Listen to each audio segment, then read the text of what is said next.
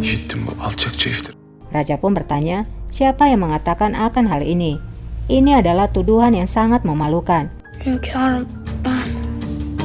Konuşsana Dilruba.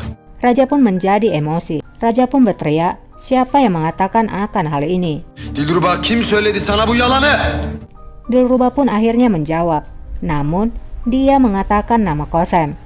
Gözlem Sultan hünkârım. Ia pun mengatakan, Kosem Sultan rajaku, aku mendengarnya berbicara. Kalau nemu anak kayak gini, cocoknya diapain ya? Terlalu lancang. Boynuna. Kosem datang menemui Murad. Kosem berkata, sekarang kamu telah memiliki segel itu. Aku tidak meragukan bahwa kamu lebih baik daripada Dervis Pasa. Murad menjawab, tenanglah Sultana, aku akan mengurus negara. Sekarang kamu bisa fokus dengan Harim, jaga raja dan pangeran. Kosem pun menjawab, itulah mengapa aku harus ikut campur dalam masalah negara Pasa. Karena apa yang kita sebut negara, itu adalah raja dan pangeran. Murad pun menjawab, bagus, sesuai dengan keinginanmu, aliansi kita akan abadi. Kosem pun menjawab, tentu saja Pasa. Kembali pada Dilruba, ia pun keluar dari ruangan raja. Sultanım. Haji nampak masih menunggu di sana. Haji pun bertanya pada Dilruba, apa yang kamu bicarakan pada raja?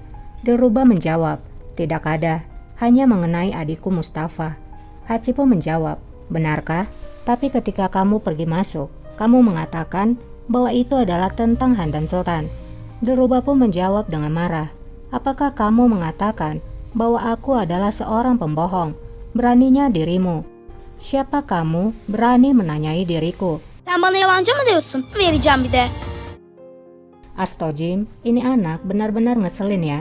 Pembohong plus licik. Eyvallah.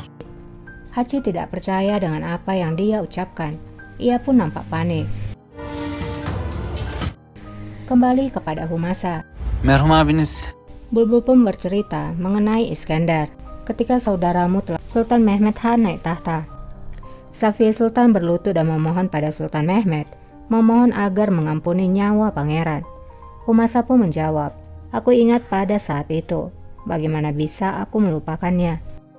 Almarhum kakakku tidak memiliki belas kasihan pada siapapun. Eksekusi mengambil saudaraku sama seperti pangeran lainnya. Di sana ada 19 peti mati. Tabut çıktı. Bulbul menjawab, salah satu saudaramu tidak berada di dalam peti itu Sultana. Itu adalah anak yang lain yang berada di dalam. Humasa pun bertanya, apa maksudmu? Apakah mereka membunuh orang lain dan bukan adikku? Bulbul pun menjawab, aku tahu itu adalah ide yang buruk. Tapi itu adalah anak laki-laki yang sakit dan kesepian. Tidak ada cara lain untuk menyelamatkan pangeran. Aku juga mengambil tindakan pada saat itu Sultana. Aku membawa pangeran kepada Safiye Sultan. Safiye Sultan memakaikan baju cimat padanya untuk melindunginya dan juga menandainya. Kemudian dia membungkusnya. Dia menciumnya, lalu memberikannya padaku. Aku membawanya keluar dari istana secara diam-diam dengan mempertaruhkan seluruh hidupku. Kami pergi bersama siang dan malam Sultana. Ketika dia sampai di perbatasan Austria, aku memberikannya kepada keluarga yang kami percayai. Tapi mereka tidak tahu kalau dia adalah seorang pangeran. Kami mengirimkan seorang aga setiap tahun ke sana untuk memberikan emas padanya dan untuk melindunginya. Beberapa tahun kemudian, kami mendapatkan kabar buruk. Pangeran jatuh sakit, lalu kemudian meninggal. Metine kavuşmuştu. Humasa pun berkata, apakah kamu tidak menginvestigasinya? Bulbul menjawab, tentu saja kami melakukannya, tapi kami tidak menemukan apapun. Jadi kami pun menerimanya. Kami mengira kalau pangeran tidak bisa lepas dari takdirnya. Kemudian selanjutnya, keajaiban pun terjadi. Pangeran ternyata masih hidup. Terima kasih kepada baju jimat itu. Kami bisa menemukan jejaknya. Pangeran yang hilang adalah Iskandar. Humasa pun bertanya, apakah kamu yakin? Bulbul pun menjawab, aku yakin Sultana, karena dia mengatakan bahwa jimat itu miliknya dan dia juga punya tanda lahir. Humasa pun berkata, Tuhan, betapa besar dirimu. Akhirnya Humasa pun percaya kalau Iskender adalah saudaranya. Sen çok büyüksün. Humasa pun bertanya, apakah ada orang lain yang tahu mengenai hal ini selain dirimu? Bulbul menjawab, tidak Sultana, hanya aku yang tersisa. Humasa pun berkata, bagus, jika ada orang lain yang tahu kalau Iskender adalah pangeran, dia akan dieksekusi. Bulbul pun menjawab, amit-amit Sultana. Kita harus menyembunyikannya Bulbul. Tidak seorang pun yang boleh tahu, kecuali dirimu dan aku. Safiye Sultanımız. Bulbul pun bertanya, bagaimana dengan Safiye Sultan? Humasa pun menggelengkan kepalanya. Humasa berkata, dia sedang depresi dan Iskender sedang berada di sebelahnya. Dia tidak akan bisa menahan dirinya. Yeri olamaz. Hakkı haliniz var sultanım. Bulbul pun menjawab, kamu benar Sultana. Aku tidak memikirkan akan hal itu. Ben böyle düşünmedim. Kita beralih dulu kepada Iskender. Iskender pun membuka pintu sel Safiye. Safiye pun menyuruhnya untuk mendekat. Iskender pun lalu mendekat. Bizim tarafımıza geçmen için Safiye kemudian berkata, aku menawarimu emas dan berlian, dan juga seorang gadis secantik rembulan. Iskender pun tersenyum dan berkata, sebaiknya jangan lakukan Sultana, karena kamu tahu jawabanku. Safiye pun menjawab, aku tahu.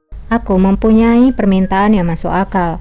Kamu bisa mendapatkan balasannya, yaitu adalah doaku. hayır duamız. Iskender pun berkata, jika aku bisa melakukannya. Safiye pun menunjukkan kakinya, dan Safiye pun berkata, aku tidak terbiasa dengan rantai ini Iskender. Ini sangat berat. Ini tidak hanya menyakiti tubuhku, ini juga menyakiti jiwaku. Yaşamadık İskender. Ruhumuzu da inciti.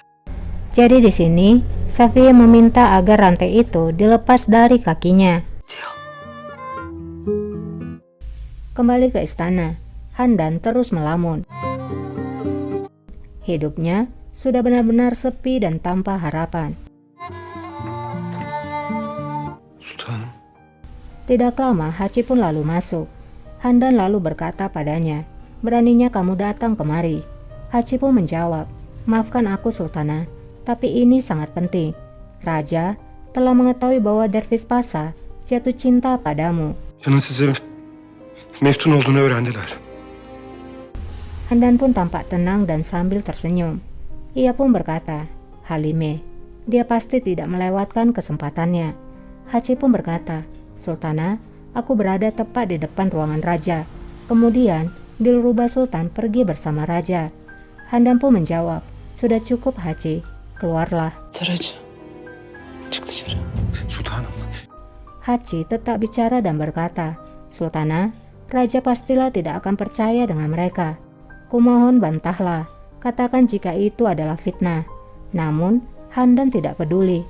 Ia menyuruh Haci kembali untuk keluar. Yalan deyin, iftira deyin. Hacı. Haci nampak sedih melihat sultananya yang nampak pasrah, tapi tidak bisa melakukan apapun. Çık dışarı. Yalnız bırak beni. Hepiniz çıkın dışarı. Handan pun berkata lagi, kalian semua keluarlah. Haci dan pelayan di pintu pun akhirnya keluar.